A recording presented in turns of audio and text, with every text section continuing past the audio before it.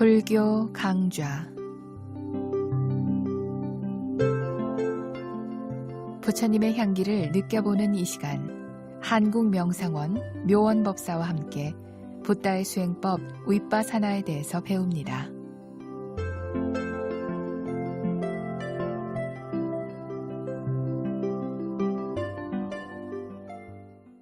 안녕하십니까, 묘원입니다. 잘하기 위해서 하는 일을 가지고 화를 내지 마십시오. 잘하려는 일도 상대가 있을 때는 상대의 입장이 있는 것입니다.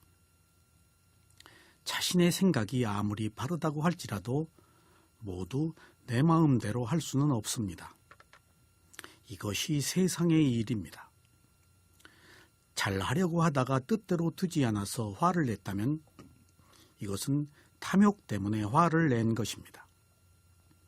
이것이 어리석음입니다. 어떤 일이나 그냥 할 일이라서 해야 합니다. 잘하려고 하기 때문에 화를 냈다면 절대 잘하려고 하지 말고 먼저 그 마음을 알아차려야 합니다. 좋은 일을 하려다가 오히려 더 나빠져서야 되겠습니까? 그러니 아무것도 바라지 말고 하십시오. 모든 일은 좋은 결과가 있을 수도 있고 때로는 없을 수도 있습니다. 그러므로 그냥 일하는 것으로 만족하십시오. 그러면 오히려 더 좋은 결과가 나타날 것입니다. 수행자 여러분, 부처님께서는 남에게 분노를 나타낼 때 이 분노는 자신을 해친다고 말씀하셨습니다. 그래서 분노는 항상 역효과가 있습니다. 부처님께서는 다음과 같이 말씀하셨습니다. 비구들이여, 분노한 사람이 분노의 대상자에게 그가 추하게 되었으면 하고 바란다. 왜 그런가? 비구들이여, 분노한 사람은 분노의 대상자가 훌륭하게 보이기를 바라지 않는다. 그러나 비구들이여, 이 사람은 저 스스로 화가 나서 분노에 휩싸이고 무너진다. 비록 목욕을 깨끗이 하고 머리와 수염을 다듬고 깨끗한 옷을 입었으나 분노에 휩싸이면 추하게 보인다. 이것이 분노한 자가 분노의 대상에게 바라는 첫 번째 효과이나 이것은 화를 낸 사람에게 돌아가는 효과이다. 분노한 사람은 분노의 대상자에게 그가 잠을 설쳤으면 하고 바란다. 왜 그런가? 분노한 자는 상대가 숙면을 취하기를 바라지 않는다. 그러나 이 분노한 사람이 화가 나서 분노에 휩싸이고 스스로 무너진다. 양털로 된 침구, 하얀 담요의 꽃으로 수놓은 모포, 가죽 깔개에 발을 친 침대나 양쪽 끝에 진홍색 방석이 깔린 긴 의자에서도 그는 분노에 휩싸여 잠자리가 불편하다. 이것이 화를 낸 사람에게 돌아가는 두 번째 효과이다. 수행자 여러분, 이처럼 화를 낸 자는 그가 증오하는 사람에게 불행한 일이 일어나기를 바랍니다. 이것이 바로 악한 의도입니다. 악한 의도를 가진 사람은 악한 의도를 해야 사는 것처럼 생각합니다. 이런 삶은 참으로 불행한 삶입니다. 오히려 이러한 마음을 먹은 사람이 스스로 무너져서 고통을 받고 자신이 낸 분노로 인해 스스로 잠을 자지 못합니다. 그래서 자신이 먹은 마음이 고스란히 자신에게 돌아옵니다. 그래서 화를 내는 사람은 화를 냈기 때문에 누구도 가까이 하지 않고 피합니다. 그러므로 화를 내서 얻은 이익이 무엇인지 알아야 하겠습니다. 이처럼 화를 내는 것은 생각과 말과 행동으로 악행을 하는 것이라서 고스란히 그 과보를 받아 사악도의 존재로 태어납니다. 과연 이것은 누가 만든 것이며 이로 인해 누가 고통을 받는 것입니까?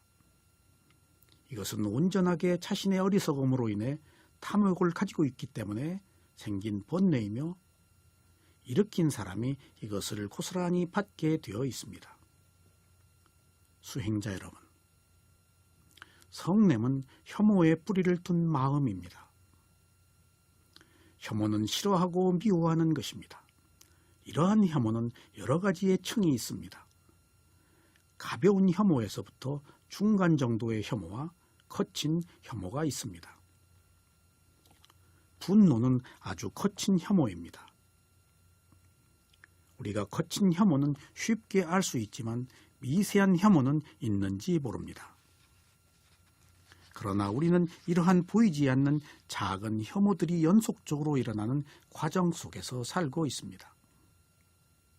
만약 우리가 제대로 알아차린다면 온통 혐오의 지뢰밭 속에서 시시때때로 일어난 혐오를 감당하지 못하고 좋아하고 화를 내면서 살고 있다는 것을 발견할 것입니다. 그러나 고통을 겪지 마십시오. 이것은 당신의 마음이 아닙니다. 그 순간의 마음이고 그간에 가지고 있었던 축적된 성향의 마음일 뿐입니다. 이미 그것을 보았다면 그것을 본 당신의 마음은 지혜를 얻은 것입니다. 그러므로 추악한 마음도 당신의 마음이 아니고 그렇다고 지혜를 얻은 마음도 당신의 마음이 아닙니다. 다만 흐르는 물처럼, 흐르는 바람처럼 일어났다가 사라진 마음들이 연속될 뿐입니다. 그러므로 어떤 마음에서도 당신은 자유를 얻어야 합니다. 우리가 산다는 것은 좋아하거나 싫어하는 것으로 양극화되어 있습니다. 어쩌다가 덤덤한 느낌이 있지만 이것은 무지의 느낌입니다. 이처럼 애증이 교차하는 속에서 좋아도 편치 못하고 싫어도 편치 못한 삶을 삽니다. 좋으면 좋아서 편치 못하고 싫으면 싫어서 편치 못하고 덤덤하면 무지해서 편치 못합니다. 그래서 우리가 사는 것은 온통 불만족입니다. 좋아도 괴롭다는 것이 무엇을 의미합니까? 싫어서 괴로운 것은 당연하지만 좋아도 괴롭다면 구조적으로 우리는 불만족 속에서 살아야 하고 괴로움 속에서 살아야 하는 것입니다. 수행자 여러분, 혐오의 마음은 탐욕을 가진 마음과 다릅니다. 탐욕은 마음이 대상을 좋아하는 것이고 혐오는 마음이 대상을 싫어하는 것입니다. 그래서 탐욕과 혐오는 동전의 양면처럼 항상 붙어서 교차하면서 일어납니다. 그래서 남을 좋아할 때는 탐욕을 가진 것이며 남에게 화를 낼 때는 혐오를 가진 것입니다. 그러나 우리는 좋아하기 때문에 싫어하는 것이 많으므로 이것을 모두 함께 가지고 있습니다. 또 두려운 대상에 대해서도 혐오가 일어납니다. 일반적으로 두려운 대상을 싫어하기 때문입니다. 누구나 두려움을 갖습니다. 미래를 두려워하고 무슨 병이 나지 않을까 두려워하고 갑자기 사고가 나지 않을까 두려워합니다. 혹시 죽지 않을까 두려워합니다. 가지고 있는 재산이 없어질까 두려워합니다. 그래서 내가 가진 모든 명예 지위가 그것이 잃을까 봐서 두려워합니다. 이처럼 두려움의 종류는 많고 그것들은 끊이지 않고 계속됩니다. 미래는 불확실하기 때문에 두려운 것입니다. 우리는 이러한 두려움과 근심 걱정을 없애려고 노력해도 없애는 방법을 알지 못했습니다. 그래서 막연하게 무엇인가에 의지하고 거기에 어떤 절대적인 힘을 구하면서 살아왔습니다. 왜냐하면 우리 두려움은 통찰 지혜가 소멸되어야 하는데 우리는 통찰 지혜를 소멸하지 못했기 때문입니다. 수행자 여러분, 혐오는 탐욕 때문에 일어납니다. 누구나 귀하게 여기는 것을 잃어버리고 싶어 하지 않습니다. 그러나 아무리 귀한 사람이나 물건이라도 헤어지거나 잃어버리지 않을 수가 없습니다. 그래서 슬픔을 느낍니다. 그래서 탐욕과 혐오와 슬픔이 한데 어울려 동시다발적으로 나타납니다. 슬픔은 혐오하는 마음이라서 바람직한 마음이 아닙니다. 그러나 수행자가 사물을 있는 그대로 알아차리면 슬픔을 겪는 일이 적어집니다. 이미 지나간 것을 슬퍼하는 것은 또 다른 탐욕이기 때문입니다. 모든 것은 변하는데 자신의 과거를 떠나보내고 싶지 않은 탐욕을 가지고 있기 때문에 과거의 일에 대하여 슬픔을 갖는 것입니다. 수행자 여러분, 부처님 시대에 우빌이라는 왕비가 있었습니다.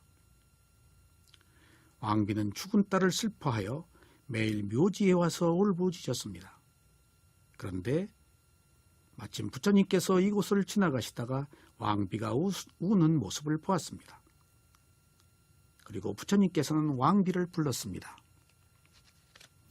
아, 사랑스러운 내 딸 지화야 하고 숲속에서 흐느끼는 우비리 왕비여, 이리 와서 들어보시오.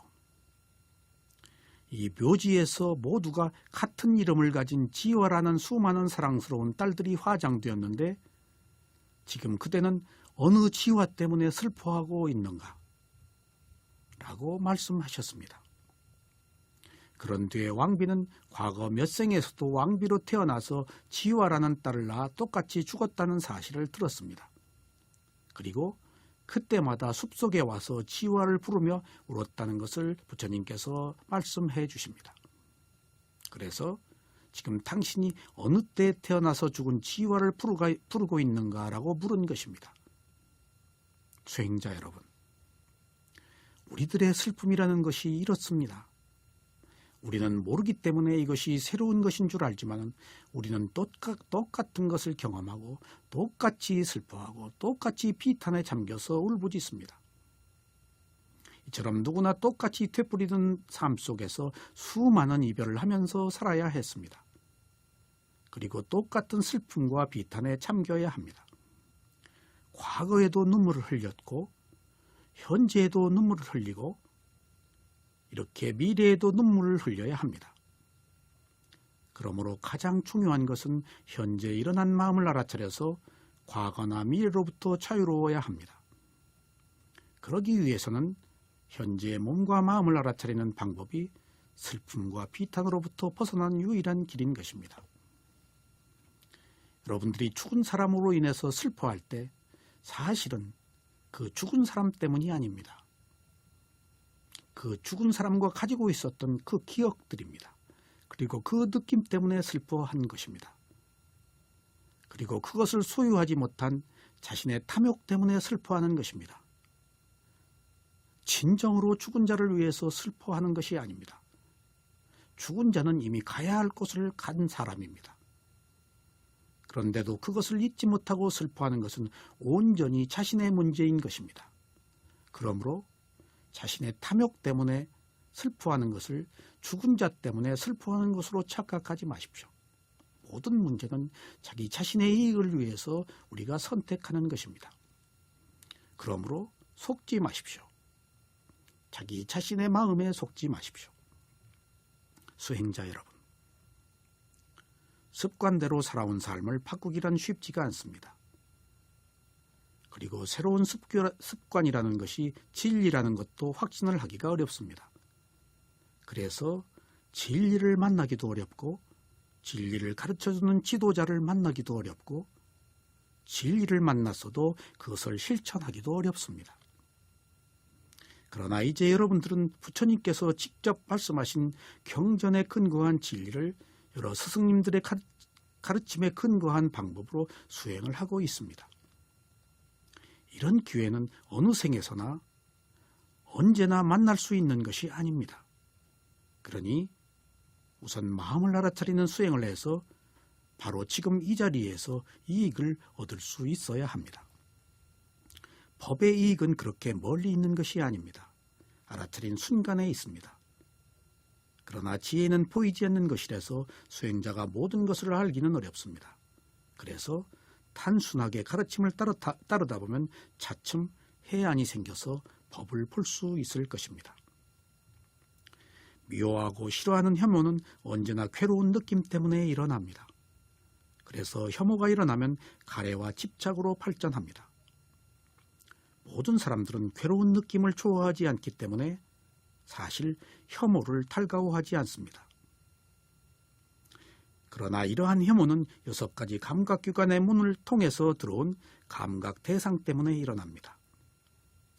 추한 광경을 보거나 시끄러운 소리를 듣거나 역한 냄새를 맡거나 맛이 없는 음식을 먹거나 피부로 닿는 괴로운 느낌을 느끼거나 마음에 내키지 않는 생각을 하면 즉시 혐오가 일어납니다. 그러므로 매우 사소한 것이라도 불편하다고 생각하는 순간에 혐오가 일어난다는 사실을 알아야 합니다. 지나치게 덥거나 지나치게 추워도 혐오가 일어납니다. 모르는 사람과 가벼운 육체적 스침에 대해서도 즉시 불쾌한 마음과 함께 혐오가 일어납니다. 사소한 남의 잘못에 대해서도 혐오를 일으키면서 자신의 우월감을 충족시킵니다. 그래서 혐오는 단지 감각 대상과 부딪혀서 일어난 것이지만 이 배경에는 자신이 우월하다는 자아가 도사리고 있습니다. 그래서 혐오는 더욱 알아차려야 할 대상입니다. 수행자 여러분, 혐오는 일어날 조건이 성숙되었을 때 일어납니다.